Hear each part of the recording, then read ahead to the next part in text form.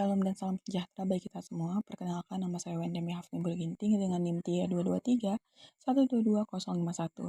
Di sini saya akan mempresentasikan proposal seminar saya yang berjudul Ada Rebus sebagai Tradisi Pencegahan Kekerasan Seksual atas Tubuh Perempuan Etnik Karo di Desa Cingkes, Kecamatan Binjai Selatan. Sebelumnya yang saya hormati dosen pembimbing saya, Ibu Dr. Murni Eva, Rumah PA Asisten MSI, dosen penguji 1, 2, dan 3 saya, Ibu Dr. Rosma Ramadana MSI, Ibu Dr. Rati Baiduri MSI, dan Ibu Purnamasari SPD MPD. Langsung saja pada latar belakang permasalahan ini, yaitu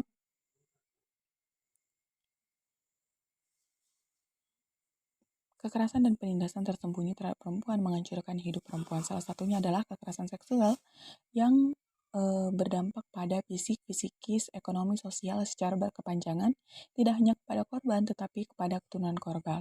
Menurut dari Komnas Perempuan, dari pelaporan data Catahu 2024 mengatakan bahwasannya terdapat 17.305 atau setara dengan 26,94% kasus di Indonesia.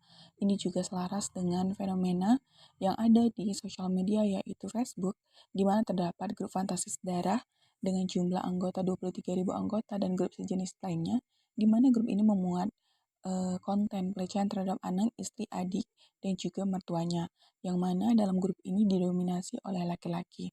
Nah, fenomena ini menunjukkan bahwasannya kasus kekerasan seksual tidak lagi bersifat kasuistik, melainkan sudah pada persoalan yang lebih luas, di mana tubuh perempuan kerap dijadikan objek kekerasan.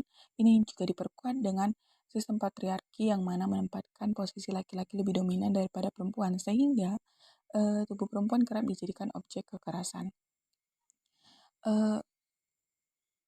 Secara lebih dalam ini ditelaah, maka kasus kekerasan seksual ini akhirnya sudah melekat pada masyarakat yang mana dilembagakan oleh budaya dan juga tradisi.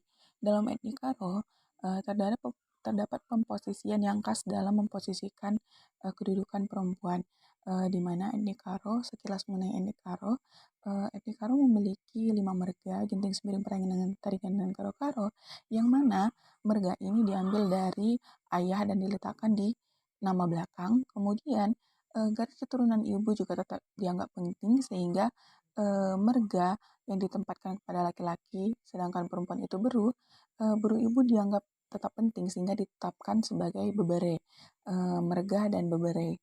Kemudian dalam etnik Karo juga tercermin budaya ini tidak hanya sebagai identitas etnik, melainkan pada mengatur hubungan sosial di masyarakat. Hal ini juga tercermin pada tradisi rebu, yang mana ini merupakan tradisi larangan dan juga pencegahan kontak sosial terhadap kerabat tertentu. Rebu ini merupakan bentuk kearifan lokal sebagai upaya pencegahan kekerasan seksual atas tubuh perempuan etnik Karo.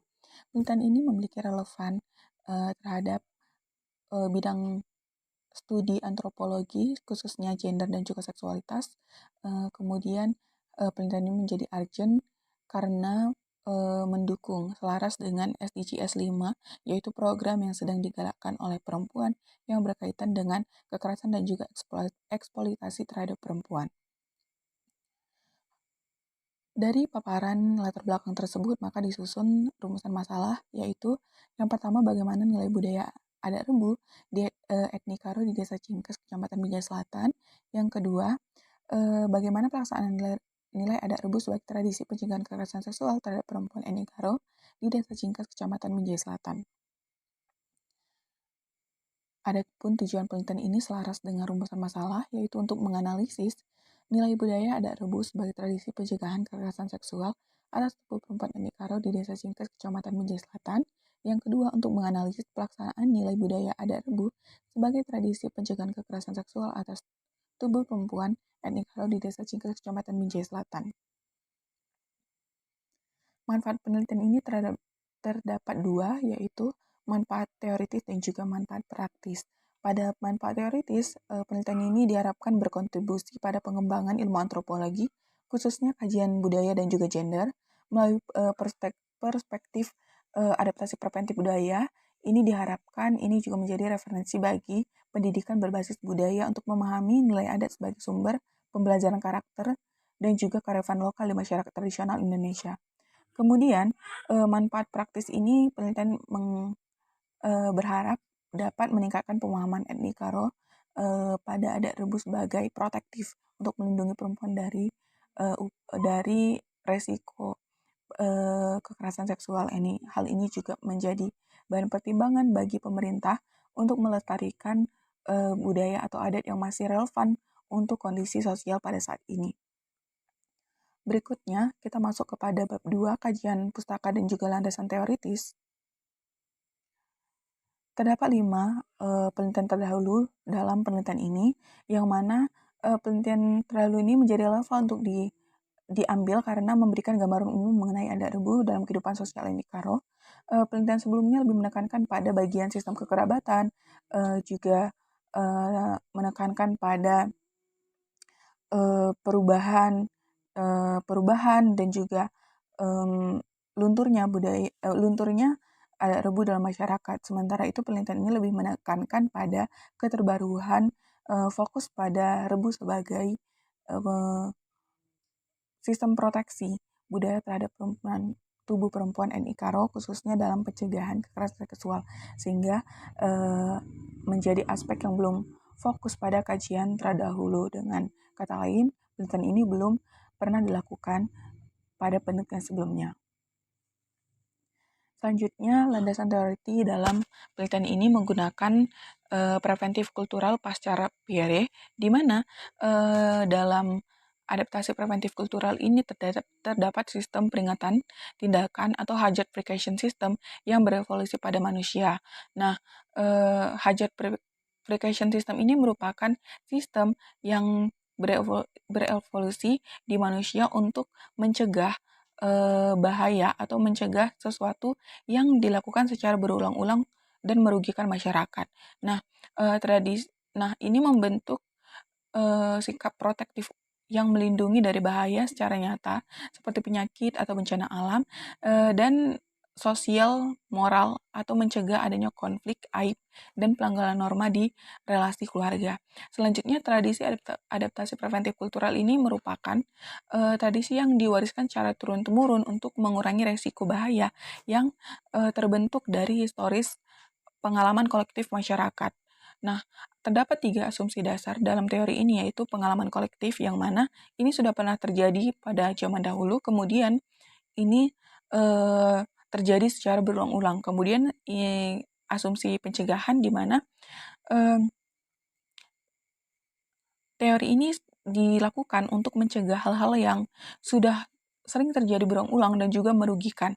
Selanjutnya ada adaptabilitas kultural, yaitu bagaimana tradisi ini tetap dipertahankan dan nilai protektifnya masih tetap ada di masyarakat. Selanjutnya, pada teori adaptasi preventif kultural pasca Pierre ini juga terdapat 3 pilar pencegahan, yaitu pilar kognitif, yaitu apa yang dipercaya atau apa yang diyakini. Selanjutnya ada pilar perilaku, yaitu apa yang dilakukan. Dan terakhir ada pilar struktural, yaitu bagaimana tradisi ini tetap dipertahankan. Berikutnya ada dinamika perubahan dan keberlanjutan, yaitu dimaksud dengan adaptasi dengan bagaimana tradisi ini dapat beradaptasi dengan perubahan yang ada di masyarakat, tetapi masih mempertahankan fungsi protektifnya. Berikutnya, teori adaptasi preventif kultural ini dianggap menjadi nilai budaya dan pelaksana yang relevan untuk adat Rebu sebagai tradisi pencegahan kekerasan seksual atas tubuh perempuan etnik Karo Desa Cingkes, Kalimantan Selatan. Adat Rebu menjadi sistem peringatan pencegahan akan kekerasan seksual atas tubuh perempuan, sama halnya seperti sistem peringatan tindakan pencegahan atau hazard precaution system yang ada dalam kajian Pierre dan juga Pascal. Berikutnya ada kerangka konsep. Terdapat 4 kerangka konsep dalam penelitian ini, yaitu tradisi, etnik Karo, adat Rebu, dan juga kekerasan seksual. Berikutnya, kerangka berpikir.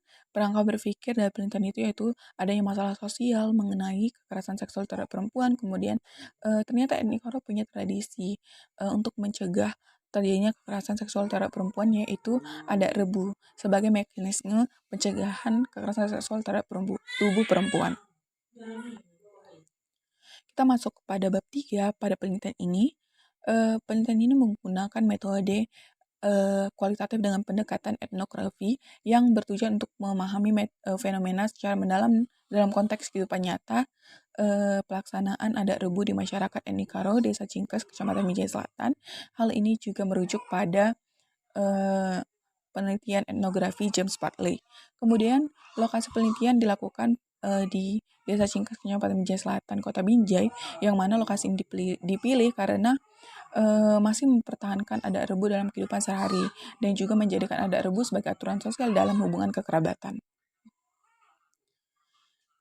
Informan penelitian dalam penelitian ini yaitu tetua adat, orang tua yang dituakan di desa Cingkes, kemudian laki-laki dan perempuan yang berstatus sebagai menantu, ipar, dan juga mertua, serta etnik Karo yang berpartisipasi dalam adat rebu di Desa Cingkes, Kecamatan Mijaya Selatan. Nah, penentuan informan ini dilakukan juga mengacu pada kategori informan menurut James Bartley 2017, yaitu enkulturasi penuh, keterlibatan langsung, suasana budaya tidak dikenal, memiliki waktu yang cukup, dan non-analitis. Berikutnya, ada teknik pengumpulan data dalam penelitian ini, yaitu observasi partisipasi, yang mana peneliti akan ikut terjun langsung dalam aktivitas sehari-hari masyarakat etnik Karo di Desa Cingkes, Kecamatan Mijaya Selatan. Selanjutnya ada wawancara mendalam. Ini untuk menggali pemahaman yang mendalam terkait adat rebu, yang mana peneliti menggunakan wawancara berbasis emik dan live-in selama 1 bulan di masyarakat. Kemudian ini terdapat dokumentasi, yaitu mengumpulkan arsip foto catatan yang berkaitan dengan tradisi rebu di Desa Cingkes, Kecamatan Mijaya Selatan. Berikutnya ada catatan lapangan. Ini merupakan hasil pengamatan dan catatan wawancara, observasi, dokumentasi yang dilakukan oleh peneliti selama melakukan penelitian. Selanjutnya pada teknik analisis data, di sini ada teknik analisis data etnografi, yaitu menelaah hasil wawancara untuk memahami makna dan simbol budaya dari perspektif informan. Kemudian ada analisis domain, ini merupakan mengidentifikasi istilah-istilah atau kategori makna yang berkaitan dengan adat rebu dan yang paling banyak ditemukan selama penelitian.